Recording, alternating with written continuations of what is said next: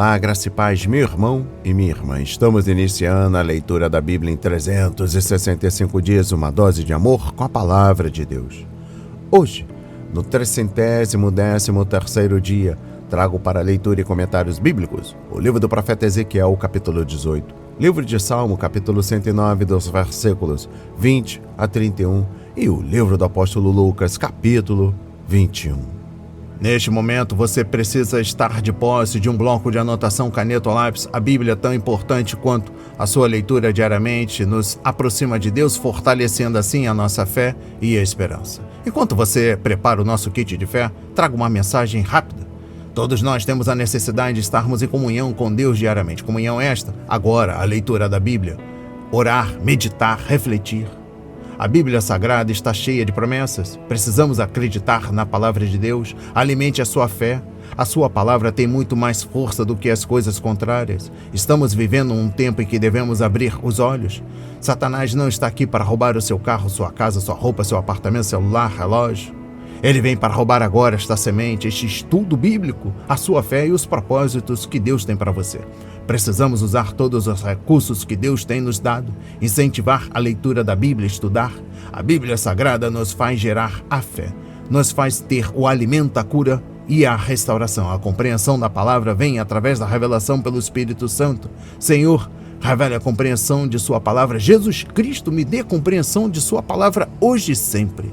Em nome de Jesus, amém, e graças a Deus. Se desconecte de tudo e permita que a palavra do Senhor adentre em vossos corações. Vamos para a leitura no livro do profeta Ezequiel, capítulo 18. A responsabilidade é pessoal.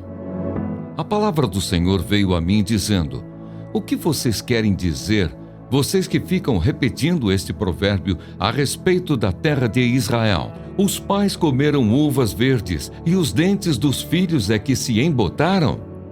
Tão certo como eu vivo, diz o Senhor Deus, vocês nunca mais repetirão esse provérbio em Israel.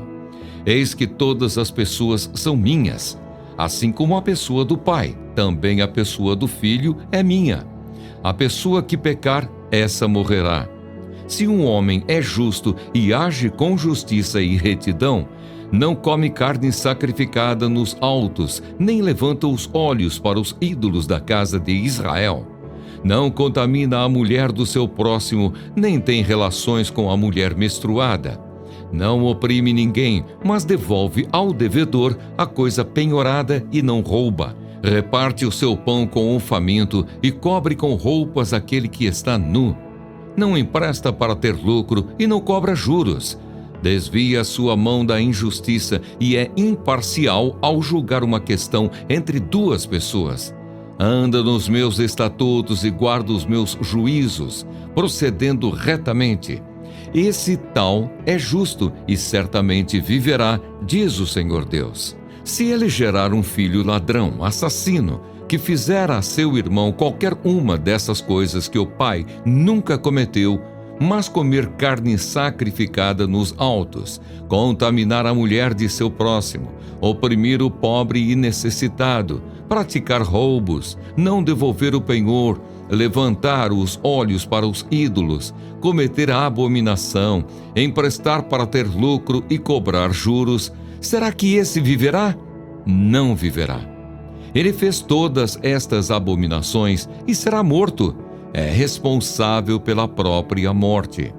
E se esse filho gerar um filho que veja todos os pecados que o pai cometeu e, vendo-os, não fizer coisas semelhantes, não comer carne sacrificada nos altos, não levantar os olhos para os ídolos da casa de Israel, não contaminar a mulher de seu próximo, não oprimir ninguém, não retiver o penhor, não roubar, repartir o seu pão com o faminto, cobrir com roupas aquele que está nu, desviar a sua mão da injustiça, não emprestar para ter lucro, nem cobrar juros, executar os meus juízos e andar nos meus estatutos, esse tal não morrerá por causa da iniquidade de seu pai. Certamente viverá. Quanto ao pai dele, porque praticou extorsão, roubou os bens do próximo, e fez o que não era bom no meio de seu povo, eis que ele morrerá por causa de sua iniquidade. Mas vocês perguntam, por que o filho não paga pela iniquidade do pai? Porque o filho fez o que era justo e reto. Ele guardou todos os meus estatutos e os praticou, por isso certamente viverá. A pessoa que pecar, essa morrerá. O filho não pagará pela iniquidade do pai, nem o pai pagará pela iniquidade do filho. A justiça do justo ficará sobre ele, e a maldade do ímpio cairá sobre este. Mas se o ímpio se converter de todos os pecados que cometeu, e guardar todos os meus estatutos, e fizer o que é justo e reto, certamente viverá, não será morto. De todas as transgressões que cometeu, nenhuma será lembrada contra ele. Pela justiça que praticou, viverá. Vocês pensam que eu tenho prazer na morte do ímpio? Diz o Senhor Deus. Não desejo eu muito mais que ele se converta dos seus caminhos e viva? Mas se o justo se desviar da sua justiça e fizer maldade, fazendo as mesmas abominações que o ímpio faz, será que ele viverá? De todos os atos de justiça que praticou, nenhum será lembrado. Na sua transgressão com que transgrediu e no seu pecado que cometeu, neles morrerá. No entanto, vocês dizem, o caminho do Senhor não é reto. Então escute, ó casa de Israel. Será que é o meu caminho que não é reto? Não seriam muito mais os caminhos de vocês, que são tortuosos? Se o justo se desviar da sua justiça e fizer maldade, morrerá por causa dela. Na iniquidade que cometeu, morrerá. Mas se o ímpio se converter da maldade que cometeu e praticar o que é justo e reto, ele preservará a sua vida. Pois se ele percebe o que fez e se converte de todas as transgressões que cometeu, certamente viverá, não será morto. No entanto, a casa de Israel diz, o caminho do Senhor não é reto. Será que são os meus caminhos que não são retos, ó casa de Israel? Não seriam muito mais os caminhos de vocês que são tortuosos? Portanto, eu os julgarei, cada um segundo os seus caminhos, ó casa de Israel, diz o Senhor Deus. Convertam-se e afastem-se de todas as suas transgressões, para que a iniquidade não lhes sirva de tropeço. Livrem-se de todas as transgressões que vocês cometeram e façam para vocês um coração novo e um espírito novo. Por que vocês haveriam de morrer, ó casa de Israel? Eu não tenho prazer na morte de ninguém, diz o Senhor Deus. Portanto, convertam-se e vivam. Amém.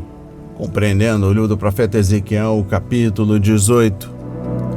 Ao longo deste capítulo, o profeta responde às declarações equivocadas que os exilados judeus estavam fazendo a respeito de Deus e da difícil situação do povo, conforme versículos 2, 19, 25 e 29. O Senhor sabia que o seu povo estava dizendo, e seu profeta também sabia. Ignorando a palavra inspirada de Deus, as pessoas estavam desenvolvendo sua defesa com base em um provérbio popular. Os pais comem uvas verdes e os dentes dos filhos se embotam. Em outras palavras, nossos pais pecaram e nós, seus filhos, estamos sendo punidos por isso? Essa filosofia vinha de duas fontes. Primeiro, uma má interpretação daquilo que o Senhor havia dito em sua lei, que ele castigaria os filhos pelos pecados de seus pais, conforme Êxodo 20, versículo 5, capítulo 34, versículo 6 a 7, Números 14, versículo 18, Deuteronômio 7, versículos 9 a 10. Segundo, a ideia judaica da unidade da nação.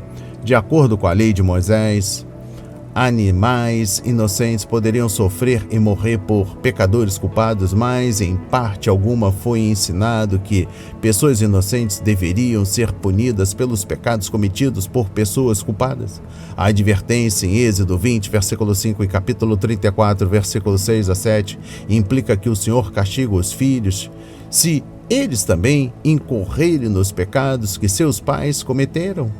Além disso, Deus também prometeu abençoar aqueles filhos que seguiram exemplos de retidão e obedeceram ao Senhor, conforme Êxodo 20, versículo 6, Deuteronômio 7, versículos 9 a 10. Por isso ele fez promessas de bênção, bem como advertências de castigo. A exposição bíblica dos versículos 5 a 18. O fundamental nesta passagem é que as pessoas não podem culpar seus antepassados pelo que lhes acontece. Ezequiel refuta o provérbio popular ao imaginar uma situação envolvendo 3 homens em uma família, pessoas com quem seus ouvintes certamente poderiam se identificar. Ele começou com um pai justo, versículos 5 a 9, um suposto judeu que guardava a lei de Deus e, portanto, era justo e não morreria por causa do pecado, conforme versículos 4 e 9.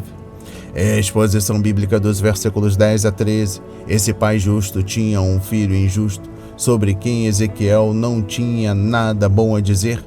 Ele listou 10 transgressões contra a lei de Deus, sendo 3 delas pecados capitais: homicídios, versículo 12, e versículo 14, idolatria, versículos 11 e 12, e adultério, versículo 11. Este filho ímpio explorava os pobres e cobrava juros de seus devedores.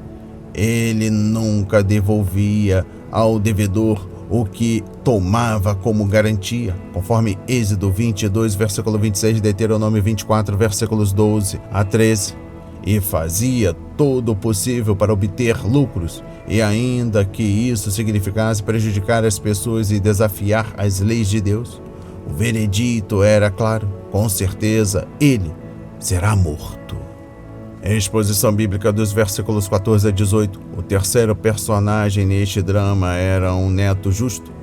Que estranho é imaginar que o homem justo dos versículos 5 a 9 tenha criado um filho ímpio que, por sua vez, teve um filho justo, mas o neto seguiu o exemplo de retidão de seu avô e não a má influência de seu pai. O rei Ezequias foi um pai justo cujo filho Manassés era perverso, embora no fim de sua vida ele tenha se arrependido. Amon, filho de Manassés, foi mau, mas gerou Josias, um rei justo. É a exposição bíblica dos versículos 19 a 24. Aqui a mensagem de Deus é que as pessoas deveriam culpar a si mesmas. Nesta parte de sua palavra, Ezequiel respondeu à pergunta de seus ouvintes, representada no versículo 19, assim como ele havia respondido à pergunta deles no versículo 2. Ele descreveu um homem mau que se arrependeu, afastou-se de seus pecados e viveu, conforme versículos 19 a 23. Em seguida, descreveu um homem justo que voltou para os seus pecados e morreu, conforme versículo 24. A lição nesses 2 exemplos é óbvia e responde às perguntas deles. Uma lição importante, a de que as pessoas definem seu caráter e destino nas decisões que tomam. Compreendendo o versículo 23, Ezequiel estava dando à nação judaica uma mensagem de esperança. Se os judeus realmente se arrependessem e voltassem para os caminhos do Senhor, este trabalharia em favor deles, conforme havia prometido. Referência 1 de Reis, capítulo 8, versículos 46 a 53, Jeremias 29, versículos 10 a 14. Contudo, se eles insistissem no pecado, Deus continuaria a lidar com eles como filhos rebeldes. O Senhor não tem prazer na morte dos ímpios, conforme Ezequiel 18, versículo 32, e também 1 Timóteo, capítulo 2, versículo 4, e 2 de Pedro, capítulo 3, versículo 9. Mas não se permitiria invadir a mente e o coração para forçá-los a lhe obedecer. É a exposição bíblica dos versículos 25 a 32, finalmente, a mensagem que o povo não poderia culpar o Senhor. Pela terceira vez, Ezequiel citou as palavras dos exilados queixosos. O que o Senhor faz não está certo, conforme versículo 25 da Nova Tradução da Linguagem Hoje, e também versículos 2 a 19. A NVI diz: o caminho do Senhor não é justo, com a palavra justo significando direito. Eles estavam dizendo que Deus não estava agindo corretamente com o seu povo, mas Ezequiel mostrou que quem não estava sendo justo com o Senhor eram as pessoas. Quando obedecia ao Senhor, o povo queria que ele cumprisse os termos da aliança que prometiam bênçãos. Mas, ao optar pelo caminho da insubmissão, os judeus não queriam que ele cumprisse os termos da aliança que traziam castigo. Eles cometiam iniquidades e ainda queriam que Deus agisse de modo contrário à sua palavra e na dureza santa. E eu encerro a compreensão do livro do profeta Ezequiel, capítulo 18, trago o versículo 32. A conclusão desta mensagem é um convite do Senhor para que o povo se arrependa, ou seja, mude de atitude e se converta de seus pecados, abandonando suas transgressões como se elas fossem vestes sujas e, a partir daí, busquem um novo coração e um novo espírito. Deus prometeu um novo coração ao seu povo, se esse o buscasse pela fé, conforme capítulo 11, versículo 19 e também capítulo 36, versículo 26. Vamos para a leitura no livro de Salmos, capítulo 109, versículos 20 a 31. Que esta seja da parte do Senhor a recompensa dos que me acusam e dos que falam mal de mim. Mas tu, Senhor Deus, age por mim, por amor do teu nome. Livra-me, porque é boa a tua misericórdia. Porque sou pobre e necessitado, e dentro de mim sinto ferido o coração. Vou passando como a sombra que declina, sou atirado para longe como um gafanhoto. De tanto jejuar, os meus joelhos vacilam e o meu corpo definha de magreza. Tornei-me para eles objeto de zombaria. Quando me veem, balançam a cabeça. Socorre-me, Senhor meu Deus. Salva-me segundo a tua misericórdia, para que saibam que isso vem das tuas mãos, que tu, Senhor, o fizeste. Amaldiçoem eles, mas tu abençoa. Sejam envergonhados os que se levantam contra mim. Alegre-se, porém, o teu servo. Cubram-se de vexame os meus adversários, e a sua própria vergonha os envolva como um manto. Muitas graças darei ao Senhor com os meus lábios. Eu o louvarei no meio da multidão, porque ele se põe à direita do pobre para o livrar daqueles que o condenam. Amém. Compreendendo o livro de Salmo, capítulo 109, dos versículos 20 a 31, exposição bíblica dos versículos 21 a 31. Como um filho fiel da aliança, Davi tinha o direito de pedir a Deus a ajuda de que precisava. Seu desejo era que o Senhor pudesse ser glorificado por mostrar misericórdia ao seu servo, conforme versículos 21 e 27. Ele queria que Deus fizesse algo maravilhoso que somente ele poderia fazer, e isso revelaria aos seus inimigos que o Senhor estava pelejando as batalhas de Davi. Como Davi, podemos clamar pela ajuda de Deus. E eu encerro a compreensão do livro de Salmo, capítulo 107, dos versículos 20 a 31. Trago a exposição bíblica dos versículos 26 a 31. Davi pediu ao Senhor que lhe enviasse uma bênção toda vez que seu inimigo o amaldiçoasse e lhe trouxesse vergonha, mas desse alegria ao seu servo. Finalmente, Davi prometeu louvar ao Senhor e dar-lhe glória quando todas essas provações chegassem ao fim, e foi o que ele fez. Depois de ser declarado rei sobre toda Israel, Davi trouxe a Arca da Aliança para Jerusalém e procurou honrar o Senhor, conforme 2 Samuel, capítulos 5 e 6. Deus ajudou Davi no tempo e na maneira dele, e o mesmo ele fará por nós. Aleluia! Vamos para a leitura no livro do apóstolo Lucas, capítulo 21. A oferta da viúva pobre. Jesus estava observando e viu os ricos que lançavam seu dinheiro na caixa de ofertas. Viu também certa viúva pobre lançar ali 2 pequenas moedas. Então Jesus disse: Em verdade lhes digo que esta viúva pobre deu mais do que todos, porque todos esses deram como oferta daquilo que lhes sobrava. Esta, porém, da sua pobreza, deu tudo o que possuía, todo o seu sustento. a destruição do templo.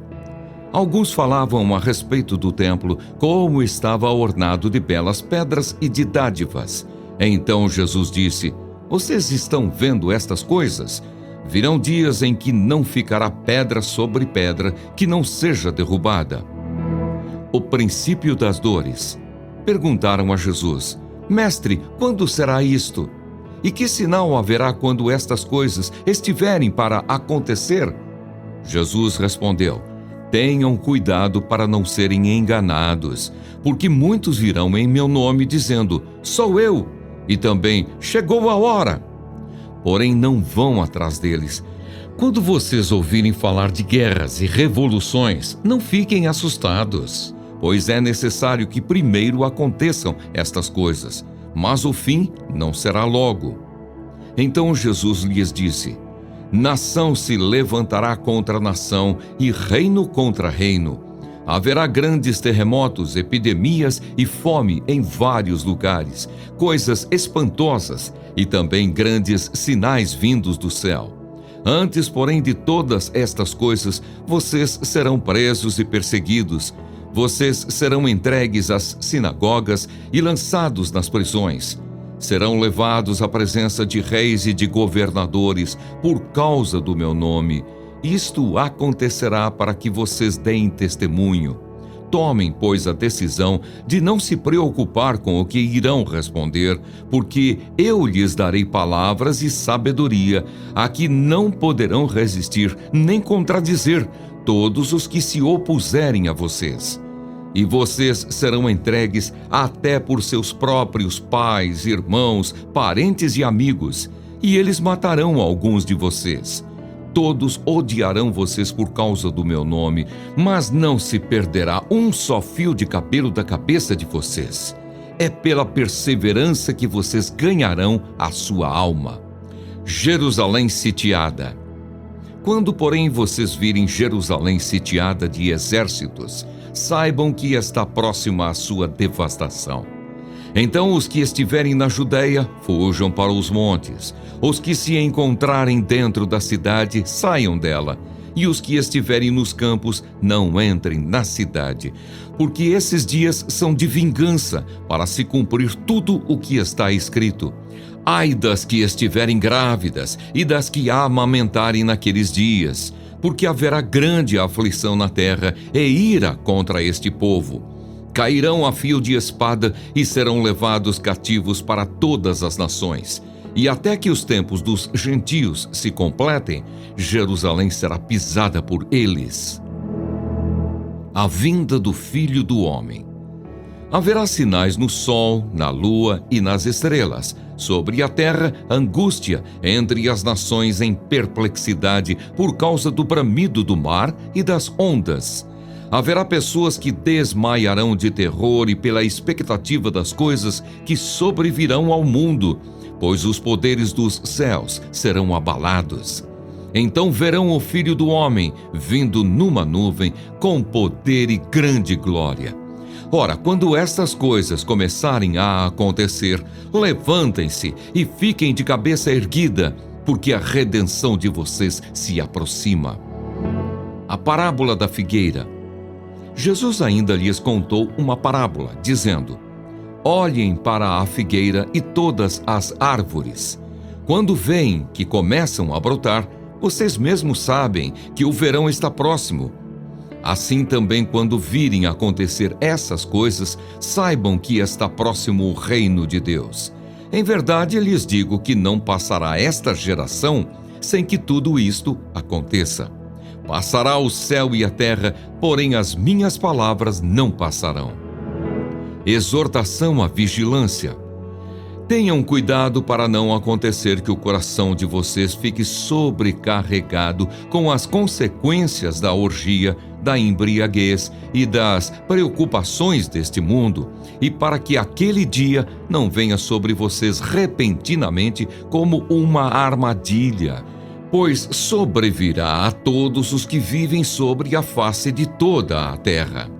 Portanto, vigiem o tempo todo, orando, para que vocês possam escapar de todas essas coisas que têm de acontecer e para que possam estar em pé na presença do Filho do Homem.